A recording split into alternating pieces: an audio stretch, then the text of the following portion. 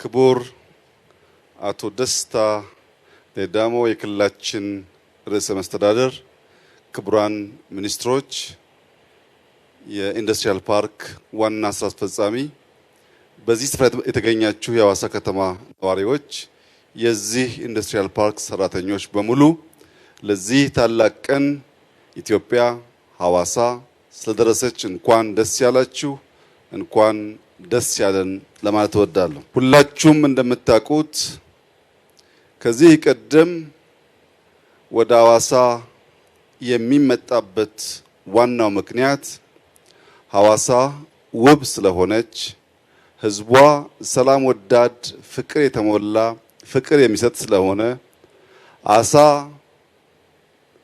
በቀላሉ ከሐዋሳ ሐይቅ ወጥቶ የሚበላበት፣ ቡርሰሜ የሚገኝበት፣ ቅቤ ያማረው መጥቶ ቡርሰሜ የሚቀምስበት፣ ጩከም የሚበላበት፣ ወክ ሲደረግ በጣም ነፋሻማ የሚያምር የአየር ጠባይ ስላለ በከባቢው ማህበረሰብ ልማድና ባህል ሁልጊዜም ወደ ሐዋሳ ሰው ደስታን፣ ሰላምን፣ ፍቅርን እና ቅድም የጠቀስኳቸውን የምግብ አይነቶች ለመቅመስ፣ ለመዝናናት፣ ለመደሰት ይመጣ ነበረ።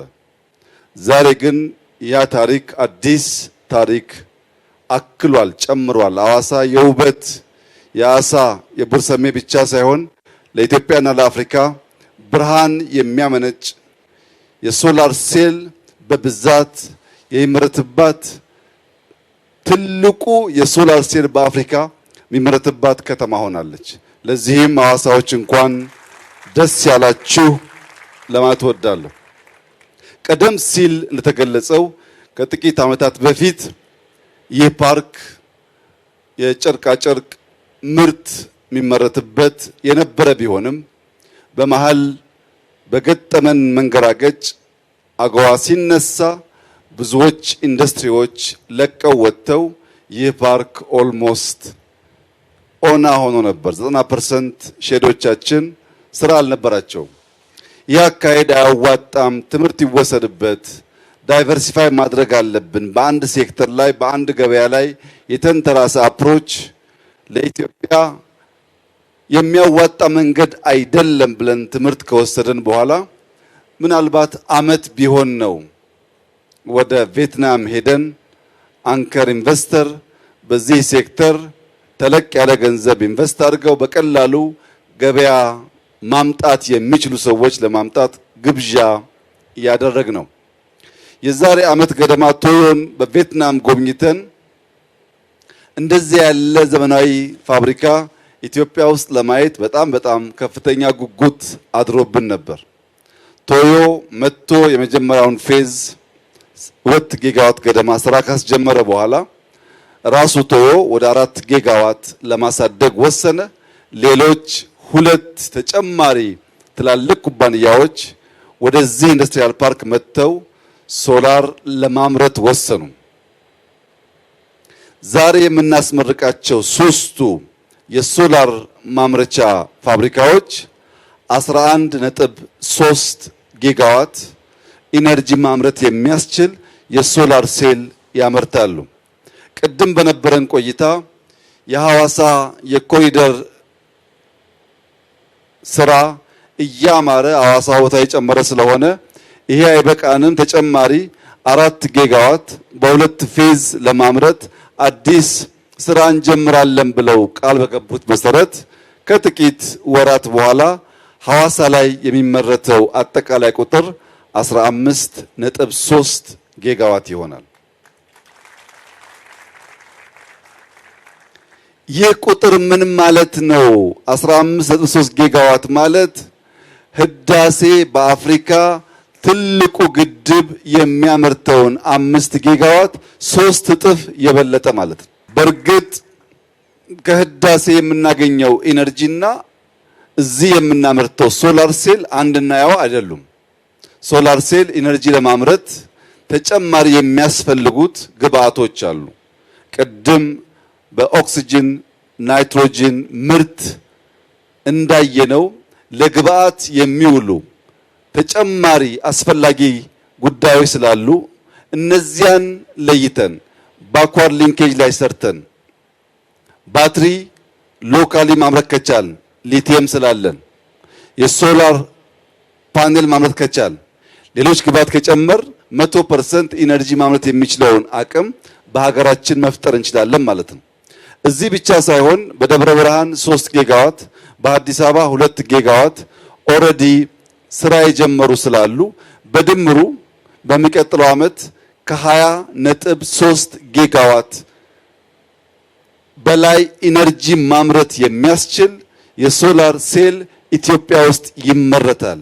ይሄ በድምር ሲታይ የህዳሴን 4 እጥፍ ማለት ነው። ይህ የሆነው በአንድ ዓመት ውስጥ በሰራነው ስራ ነው። የዛሬ ዓመት ቪየትናም ስንሄድ ኢትዮጵያ ውስጥ የሶላር ሴል አይመረትም። የኛም ትኩረት የነበረው ጨርቃ ጨርቅ ማምረት ላይ ነበር። ጨርቃ ጨርቅ ስናመርት እናገኝ ከነበረው የውጭ ምንዛሪ ገቢ አንፃር በሚቀጥለው ዓመት እነዚህ 5 እዚህ ያሉት 4ና ደብረ ብርሃንና አዲስ አበባ ያሉት 2 ሲጨመሩ 6 ፋብሪካዎች በድምሩ ከ1 ቢሊዮን ዶላር በላይ የውጭ ምንዛሪ ገቢ ለኢትዮጵያ ያስገባሉ። ይህ ደግሞ ከቴክስታይል እናገኝ ከነበረው 4-5 እጥፍ ይበልጣል ማለት ነው። 6 ፋብሪካ ከነዚያ ሁሉ ፋብሪካዎች በላይ የኤክስፖርት ግኝት ማስገኘት የቻለበት ዋናው ምክንያት ዳይቨርሲፋይ እናርግ ብቻ ስላልን ሳይሆን ወደሚቀጥለው የአመራረት ስርዓት እንደግ ስላልን ነው። በቴክስታይል ሁላችሁም እንደምታውቁት ከኛ የሚፈለገው ንጹህ ኢነርጂ እና የሰው ኃይል ነበር። ያ ፍላጎት በዚህኛውም ዘርፍ ያለ ቢሆንም በሶላር ሴል ምርት ግን እንዳያችሁት የኤን ታይፕ የሚባለው የአመራረት ዘዬ ወይም ፉሊ በአርቲፊሻል ኢንተለጀንስ የታገዘ አውቶሜትድ ሮቦቲክስ የአመራረት ስርዓት ነው። በኢትዮጵያ ውስጥ ኢንዱስትሪ በዚህ ንጽህና በኤአይ ታግዘው በሮቦት ሲያመርቱ ማየት የመጀመሪያችን ነው። ይህንን በሶላር ሴል ያየነውን ቴክኖሎጂ የመጠቀም ምርት የማሳለጥ ጥራት የመጠበቅ ልምምድ ኮምፒውተሮች፣ ስልኮች ወደ ማምረት ካሳደግን ሌላ ሀገር የምንቀናባቸውን የአመራረት ስርዓት የተከተሉ ኤአይ የሚጠቀሙ በአጭር ጊዜ ብዙ ምርት የሚያመርቱ እና ትልቅ ሀብት የሚያስገኙ የኢንዱስትሪ ዘርፎች ውስጥ እንቀላቀላለን ማለት ነው። ኤአይ የነገ የልጆቻችንን እጣ ፈንታ ይወስናል። ኤአይ ላይ በክረን እንስራ ያልነው ከኢንዱስትሪ ከማኒፋክቸሪንግ አንፃር ቅድም እዚህ ባየናቸው 3 ፋብሪካዎች እንዳያችሁት ከሞላ ጎደል አብዛኛው ስራ የሚሰራው በሮቦት ነው። ፈጣን ፕሬሲሽን የተሞሉ የሚሄዱበትን ቦታ የሚያውቁ ሴንሰር ያላቸው የተሳለጠ የማምረት ስርዓት የሚፈጽሙ በከፍተኛ ደረጃ ምርትን የሚያሳድጉ ዘመናዊነት የተላበሱ የማምረቻ ፋብሪካዎችን ማየት መቻላችን ለሐዋሳም ለኢትዮጵያም ትልቅ የምስራች ስለሆነ እንኳን ደስ ያላችሁ ማለት እወዳለሁ። ሁላችሁም እንደምታውቁት ኢትዮጵያ 13 ወራት ፀሐይ ከሚገኙባቸው ጥቂት ሀገራት ብቸኛዋ ወይም የመጀመሪያዋ ተብላ ትጠራለች። ቢያንስ 300 ቀናት ፀሐይ አለን። ፀሐይ ካለን ከሬር ሚነራልስ ሊቲየም ካለን ሶላር ሴል ማምረት ከጀመርን በሀገር ውስጥ በብዙ መቶዎች የሚቆጠር ጊጋዋት ማምረት የሚያስችል ፖቴንሻል አለን።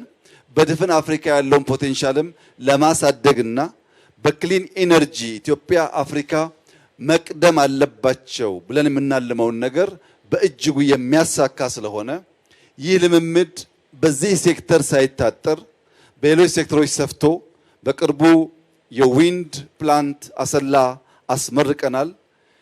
ከዚያ ቀደም ብለን በሃይድሮ ህዳሴ ተመርቋል። አሁን በሶላር ዘርፍ ደግሞ ከውጭ አስገብተን መስራት ብቻ ሳይሆን ሴሉን ማምረት የሚያስችል አቅም ፈጥረናል። እነዚህም በማቀናጀት ክሊን ኢነርጂ በስፋት እያመረትን ከቀጠልን የኢትዮጵያ አምራችነት፣ የኢትዮጵያ የኢንዱስትሪያል ሽግግር፣ የኢትዮጵያ የውጭ ምንዛሬ ሀብት ግኝት ማሳደግ፣ ስራ አጥነትን መቅረፍ በእጅጉ የሚሻሻልና ለብልጽግናችን መሰረት የሚጥል ስለሆነ በኢንዱስትሪ ረገድ የመጣው አጠቃላይ ውጤት እጅግ ተስፋ ሰጪ፣ የተቋቋመውም የኢንዱስትሪያል ስትሪንግ ኮሚቴ የሰራቸው ስራዎችና የተገኙ ውጤቶች ተስፋ ሰጪ፣ በሚቀጥሉት ጥቂት ዓመታት ምናልባት ኢንዱስትሪ ለመጀመሪያ ጊዜ ግብርናን ተክቶ ከፍተኛውን የኢኮኖሚ ሼር የሚይዝበት እንደሚሆን አሁን ያሉ ምልክቶች ያሳያሉ። እስካሁን በነበረው የኢትዮጵያ ኢኮኖሚ አንደኛ ደረጃ የያዘው ሰርቪስ፣ ሁለተኛ የያዘው ግብርና ሲሆን በሶስተኛ ደረጃ ነው ኢንዱስትሪ የነበረው። ይህ መዋቅራዊ ሽግግር በጥቂት ዓመታት የሚፈጸም ይመስለኛል። ያ በተሟላ መንገድ እንዲከናወን የስትሪንግ ኮሚቴው፣ የኢንዱስትሪ ሚኒስቴር እንዲሁም የኢንዱስትሪያል ፓርኮች ኮርፖሬሽን በቅንጅትና በትብብር የጀመራችሁትን ስራ አጠናክራችሁ እንድትቀጥሉ ከወዲሁ አደራ እያልኩ ሐዋሳ የብዙ ኢንቨስተሮች መሰባሰቢያ ቦታ ለመሆን የሚያስችሉ በርካታ መመዘኛዎች ታሟላለች።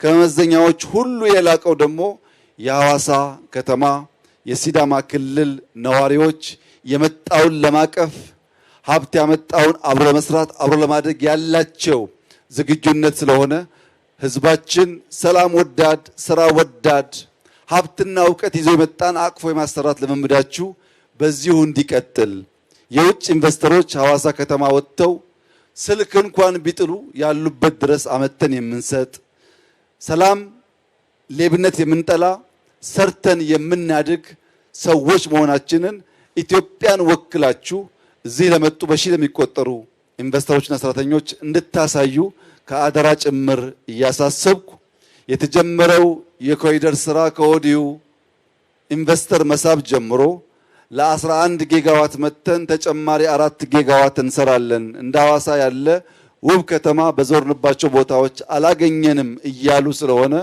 ይህ ጅምር ስራ እንዲጠናከር፣ ሐዋሳን ከጫፍ ጫፍ እንዲነካ፣ በይበልጥ ዛፍ እንድንተክል፣ ግሪን እንድንሆን፣ ንጹህ እንድንሆን፣ እዚህ ያለው ፍቅር እንዲሰፋ እንዲስፋፋ፣ ኢትዮጵያን እንዲወርስ እንድናደርግ፣ እንድንበረታ፣ እንድንሰራ፣ አርቀን እንድንመለከት፣ ያ የተመለከትነውን ደግሞ ለመያዝ አበክረን የምንሮጥ የምንዘረጋ እንድንሆን አደራላችሁ እወዳለሁ።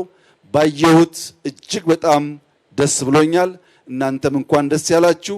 እንደዚህ ያለው መልካም ስራ ይቀጥል፣ ይበርታ። የኢትዮጵያ ብልጽግና ለልጆቻችን መልካም ሀገር የመቶው ጅማሮ በአስተማማኝ መሰረት እንዲጣል በጋራ እንድንቆም አደራ ልላችሁ እወዳለሁ። እጅግ አድርጌ አመሰግናለሁ።